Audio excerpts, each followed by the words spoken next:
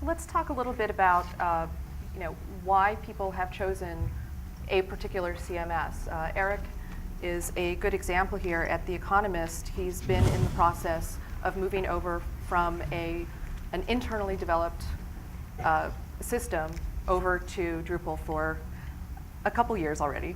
But I think it would be interesting to hear what types of differences it's made within the organization, especially if it provides you guys any additional efficiencies or the ability to be a little bit more nimble.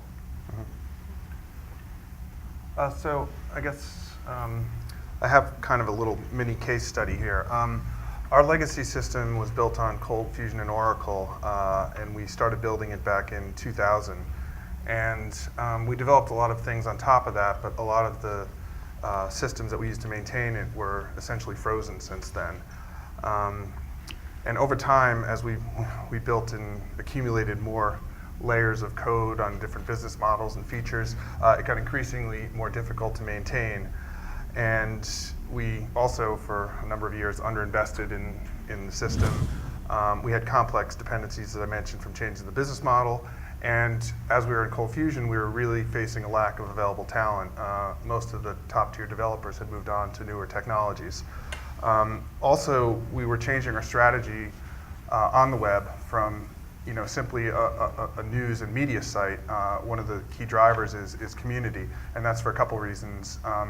One is that user-generated content can generate more content for the site. We couldn't publish our way out of to 100 million page views because it would cost us too much. The other thing also, community for display advertising, which is the meat and potatoes of our business, selling to a highly engaged audience that is coming in to interact with the site in ways of more than just reading content is very valuable, and it's more compelling to the agencies that we do business with. And that necessitated a change to the community-driven strategy. And one of the other things is we used CCI, which is a big newspaper publishing system, to feed our site, and that played into our decision as well.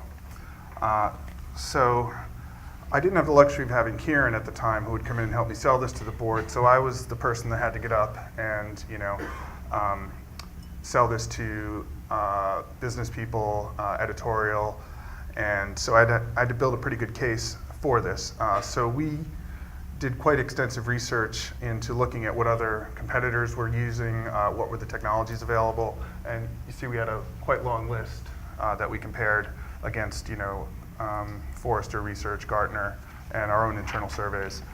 And what we came down to was not so much a choice between two open source products, but a choice between Drupal and a product called Ascenic that is a smaller company, but they had a direct plug-in to our CMS system.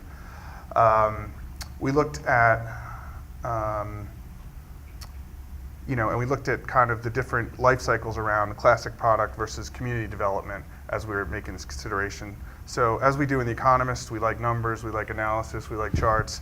We prepared this extensive grid, boiled down into 3 categories, more than 150 points of comparison, mostly boiling down to community features, the availability of editorial and production tools, and the technology. And what we came down to, next, this isn't going to make a lot of sense, but across those categories we had weighted scoring. And a lot of the things were, obviously our community strategy pushed us in the direction of something that was more geared around community, which Drupal was. It was an intersection of community and CMS that Kieran talked about. In terms of what the editorial team were going to be doing, it was fairly close.